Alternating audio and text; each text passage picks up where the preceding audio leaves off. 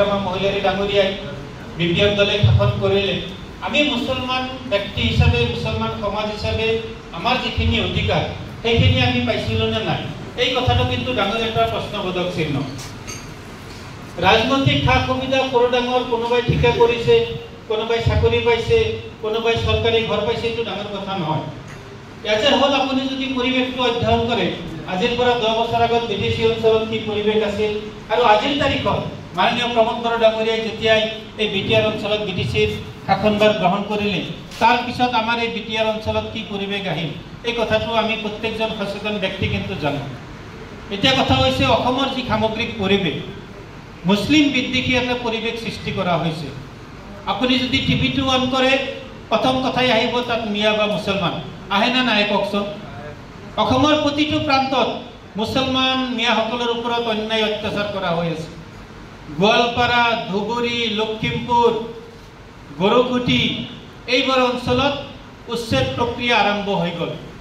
অসম চৰকাৰ বিজেপি নেতৃত্বাধীন হেমন্ত বিশ্ব শৰ্মা ডাঙৰীয়াই প্ৰতিজন মুছলমানক টাৰ্গেট কৰি উচ্ছেদ প্ৰক্ৰিয়া আৰম্ভ কৰিলে। এতিয়া আপোনালোকে প্ৰশ্ন কৰিব পাৰে, হয়তো প্ৰশ্ন আহিব যে ইউপিপিএলও বিজেপিৰ অংশীদাৰ সহযোগী দল। যদিও সহযোগী দল আমি ইউপিপিএল হিচাপে কিটো পৰ্যায়ত গৈ বিজেপিৰ লগত থাকিব লগা হৈছে তাৰ জ্বলন্ত প্ৰমাণ আপোনালোকে এই সময়ত দেখিবলৈ পাই আছে। হিমন্ত বিশ্ব শৰ্মা ডাঙৰীয়াই এইবাৰ স্পষ্টকৈ কৈছে তেওঁলোকে বিটিচিত সৰ্বশক্তি প্ৰয়োগ কৰি ইলেকশ্যন খেলিব আৰু বিটিচি দখল কৰিব। আৰু যদি হিমন্ত বিশ্ব শৰ্মা ডাঙৰীয়াই বা বিজেপিয়ে যদি বিটিচি দখল কৰিব পাৰে, তেওঁলোকে যদি চৰকাৰ বনাব পাৰে, আজি আমি যিসকল চৰকাৰী মাটি, খাছ মাটি, ট্ৰাইবেল বেল ব্লক, তৌজি মাটি আদিত বসবাস কৰি আছো, আমাৰ অৱস্থাটো কি হ'ব পাৰে কওক। কোনোবাই কথাখিনি যদি গভীৰভাৱে চিন্তা কৰিছে তেতিয়াহ'লে ভাল, আৰু যদি চিন্তা কৰা নাই মই ভাবোঁ আপোনালোকে চিন্তা কৰাৰ প্ৰয়োজন আছে। আপোনালোকে সমাজৰ একোজন বয়োজ্যেষ্ঠ ব্যক্তি, একোজন দায়িত্বশীল ব্যক্তি, আপোনালোকে মানুহৰ মাজত গৈ এই কথাবিলাক ক'ব লাগিব। কাৰণ বিজেপিয়ে যদি কিবা কাৰণত বিটিচিত চৰকাৰ বনাব পাৰে তেতিয়াহ'লে চৰকাৰী মাটি, খাছ মাটি, একচনীয়া মাটি, তৌজি মাটি, ট্ৰাইবেল বেল ব্লক এইবোৰ অঞ্চলত আমি যে বসবাস কৰিব পাৰিম তাত মানে কোনো দ্বিধাবোধ নাই। তাত মানে যিকোনো পৰ্যায়ে তেওঁলোকে মানে এই কামটো কৰিব আমাক অন্যায় অত্যাচাৰ কৰাৰ কাৰণে। তো এই পৰিৱেশটো আমি কেনেকৈ সংশোধন কৰিম, এই পৰিৱেশৰ লগত আমি কেনেকৈ মোকাবিলা কৰিম। তো মই এজন ইউপিপিএল দলৰ কৰ্মী হিচাপে মই আপোনালোকক অনুৰোধ জনাম, আজি আপোনালোকে এই দুটা সমষ্টি 13 নম্বৰ চিৰাং আৰু 15 নম্বৰ কাজলগাঁও যথেষ্টখিনি মুছলিম ভোটাৰ আছে। কাজলগাঁও সমষ্টিত প্ৰায় 18,000 নেকি মুছলিম ভোট, প্ৰায় 20,000। 13 চিৰাঙতো যথেষ্ট মুছলিম ভোট আছে। তো আমি মুছলিম সমাজে এটা সিদ্ধান্ত ল'ব নোৱাৰোঁ নেকি যে যিহেতু বিটিআৰ চৰকাৰে, প্ৰমোদ বড়ো ডাঙৰীয়াৰ চৰকাৰে এইবাৰ বিটিচি অঞ্চলত বসবাস কৰা মুছলমানসকলৰ যিটো ভূমিৰ সমস্যা, মাটিৰ যি সমস্যা, এইটো কিছু কিছু পৰিমাণে সমাধা কৰিছে। মই আপোনালোকক 4-5টামান এনেকুৱা উদাহৰণ দিব বিচাৰিছোঁ যেকেইটা কাম আমাৰ বিটিআৰ চৰকাৰে ইতিমধ্যেই কৰিছে। আপোনালোকৰ কাজলগাঁও সমষ্টিত বহুকেইজন ব্যক্তিক মাটিৰ পট্টা দিছে, আপোনালোকে জানে। ইয়াত আছে নেকি কোনোবাই পট্টা পোৱা মানুহ? মছজিদ, মাদ্ৰাছা, কবৰস্থান এলটমেণ্ট পোৱা কোনোবা আছে নেকি? কোনোবা অনুষ্ঠানৰ মানুহ আছে? আছে নেকি? নাই। মই কেইটামান আপোনালোকক নাম কৈ দি আছোঁ। বিজনী, আপোনালোকৰ নিয়াৰেষ্ট বিজনী ডিষ্ট্ৰিক্ট, তাত মানস চেৰফাং আৰু চুবাইজাৰ আৰু তুৰিবাৰী এই 3টা সমষ্টিত যথেষ্ট মুছলমানৰ কাম হৈছে। মই কেইটামান ধৰ্মীয় অনুষ্ঠান যেকেইটাত ইতিমধ্যে আমাৰ বিটিআৰ চৰকাৰে মাটি আবণ্টন দিছে এই নামকেইটা আপোনালোকক শুনাব বিচাৰিছোঁ। বিজনী টেকাইমাৰী জামে মছজিদ, নাম শুনিছে, টিভিত দেখিছে? বিজনী টেকাইমাৰী জামে মছজিদ, তাত আমাৰ বিটিআৰ চৰকাৰে ইতিমধ্যে মাটিৰ পট্টা দিছে। বিজনী টাউন জামে মছজিদ, তাত মাটি দিছে। আমগুৰি জামে মছজিদ, তাত মাটি দিছে। কলাইগাঁও টাউন জামে মছজিদ, তাত মাটি দিছে। 2 নম্বৰ কলাইগাঁও জামে মছজিদ, তাত মাটি দিছে। চিংৰিমাৰী কবৰস্থান, তাত মাটি দিছে। এইখিনি মাত্ৰ 5টা মই উদাহৰণ হিচাপে আপোনালোকক শুনাইছোঁ।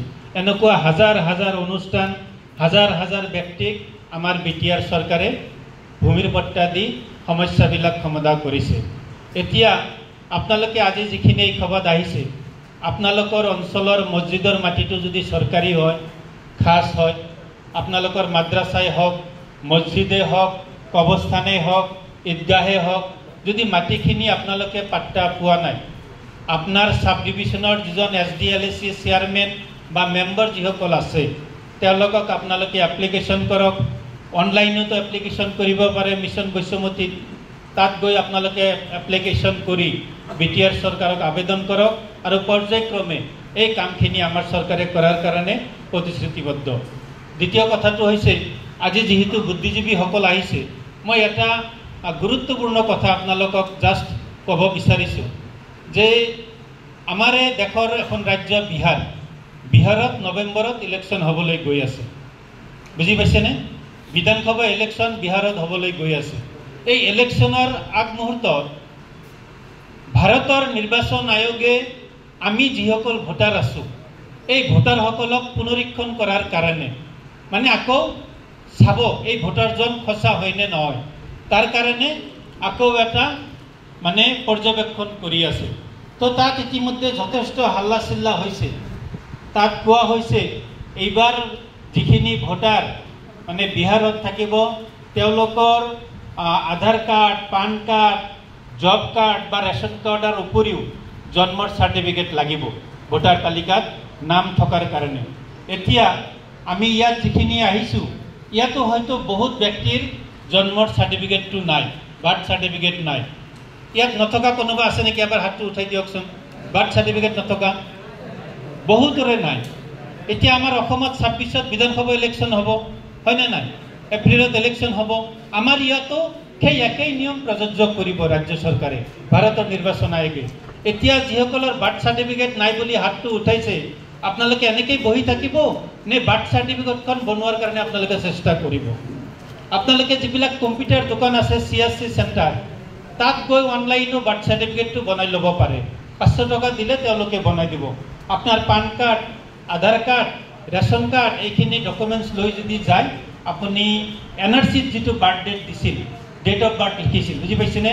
বা আধাৰ কাৰ্ডত বা পান কাৰ্ডত যিটো ডেট অফ বাৰ্থ আছে এইখিনি আপোনালোকে দি বাৰ্থ চাৰ্টিফিকেটখন বনাই ল'ব পাৰে। এইটো মানে কোনো ভুৱা নহয়। অসম মেডিকেল কলেজ যিটো আমি ভাঙাগড় বুলি কওঁ তাৰে অথৰিটিয়ে ছিগনেচাৰ কৰি দিয়ে। মোৰ ভাই বোৱাৰী 3জনৰো বাৰ্থ চাৰ্টিফিকেট নাছিল, মই 2-3 মাহ আগত বাৰ্থ চাৰ্টিফিকেটখন বনাই লৈছোঁ। আৰু এইটো আপোনালোকে অৱহেলা কৰিব নালাগে।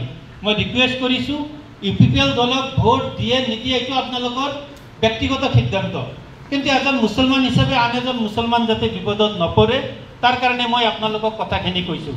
প্ৰত্যেকে বনাই ল'বনে? কেৱল আপোনালোকৰে নহয়, আপোনালোকে যিহেতু সমাজক নেতৃত্ব দিয়ে, সমাজত গৈ আমাৰ কাৰণে ভোট বিচাৰিব নালাগে। আমাৰ কাৰণে আপোনালোকে গৈ বোলে UPPLক ভোট দিব লাগে এই কথাটো নক'ব। সমাজৰ যিখিনি কৰণীয় কাম, যিসকলৰ বাৰ্থ চাৰ্টিফিকেট নাই, যিসকলৰ মানে অন্য ডকুমেণ্টছ নাই, এইখিনি ভাল কথাটো আপুনি ক'ব পাৰিব। ভোটৰ কথা ক'ব গ'লে আপোনাক গালি পাৰিব, দালাল বুলি ক'ব, কিন্তু বাৰ্থ চাৰ্টিফিকেটখন বুলি লাগে বুলি যদি ক'ব যাব তেতিয়া আপোনাক কিন্তু বেয়া নাপায়, বহুতে ভাল পাব। তো এই কামখিনি কৰিবনে? ইনশাল্লাহ সবেই কৰিবনে? আৰু বিশেষকৈ মহিলাসকল, আই মাতৃসকল, তেওঁলোকে বহুত কথা নাজানে। আপোনালোকে সমাজৰ এজন সচেতন ব্যক্তি হিচাপে, সচেতন নাগৰিক হিচাপে এই দায়িত্বখিনি পালন কৰিব বুলি আশা ৰাখিছোঁ। আৰু মই কোৱা যিখিনি কথা কৈছোঁ মাটি বাৰীৰ সমস্যাৰ কথাখিনি, এইখিনি অৱহেলা নকৰিব। SDLAC বা মিছন বৈশ্যমতী www.missionboishyamoti.com তাত গৈ আপোনালোকে নিজৰ মাটি বাৰীৰ যিখিনি সমস্যা এইখিনিও সমাধান কৰিব পাৰে। মোবাইলতে বা কম্পিউটাৰ দোকানত গৈও কৰিব পাৰে। মিছন বৈশ্যমতীত আপুনি যদি পিতৃ আপোনাৰ ল'ৰাটোক যদি মাটি দিব খুজিছে এক কথা, তাত গৈ মিছন বৈশ্যমতীত আপুনি এপ্লাই কৰিলেই পাই যাব। আপোনাৰ জবানবন্দী কপি লাগে, মিছন বৈশ্যমতীত গ'লেই পাব পাৰিব। আপোনাৰ মানে খাজনা দিব লাগে, মিছন বৈশ্যমতীত গ'লে আপুনি দিব পাৰিব। তো এইবিলাক সৰু সুৰা কাম আমি নাজানো কাৰণে, আমি অভিজ্ঞ নহয় কাৰণে আমাৰ পৰা মানে দূৰত থাকে। তো এইখিনি কামো কৰিব বুলি আশা ৰাখিছোঁ। আৰু শেষত যদি BTC অঞ্চলৰ মুছলমান, আপোনালোকে 2টা সমষ্টিৰ কথা মই কৈছোঁ, 2টা সমষ্টিতে যথেষ্ট ট্ৰাইবেল, বেল ব্লক, চৰকাৰী মাটি, খাছ মাটি, একচনীয়া মাটি আছে। যদি আপোনালোকে ভাবে যে BJPৰ অন্যায় অত্যাচাৰৰ পৰা আমি বাচি থাকিব লাগে, যদি আপোনালোকে ভাবে যে বিজেপিক আমি প্ৰতিহত কৰিব লাগে, যদি আপোনালোকে ভাবে যে এই দুটা সমষ্টি বিশেষকৈ চিৰাং সাব ডিভিজনৰ মুছলমানসকল শান্তিত সুৰক্ষাত থাকিব লাগে, তেতিয়াহ'লে বিজেপিক পৰাভূত কৰা, বিজেপিক বাধা দিয়া এটাই দল আছে, সেইটো হ'ল UPL দল। আৰু যদি আপোনালোকে ভাবে যে UPL দলৰ লগত আমি থাকিম, UPL দলক আমি মানে আকৌ শাসনত আনিম আৰু আমাৰ মুছলমানৰ মানুহখিনিক বা সমাজৰ যিখিনি সমস্যা আছে সেইখিনি আমি সমাধান কৰিম, তেতিয়াহ'লে আপোনালোকে আমাৰ দলৰ লগত থাকি আমাৰ দলটোক সমৰ্থন কৰি আমাক আগুৱাই যোৱাত সহায় কৰিব পাৰিব বুলি আশা ৰাখি আৰু আজি এই মিটিংখনত আহি আমাক উৎসাহিত কৰাৰ কাৰণে মুছলমান সমাজৰ সমস্যাখিনি আপোনালোকে ক'ব, আমি শুনিম, পিছৰ পৰ্যায়ত আমি সমাধান কৰিম বুলি আশা ৰাখি মোৰ চমু বক্তব্য তথা আদৰণি ভাষণ ইয়াতে সামৰিছোঁ। আসসালামু আলাইকুম, ধন্যবাদ।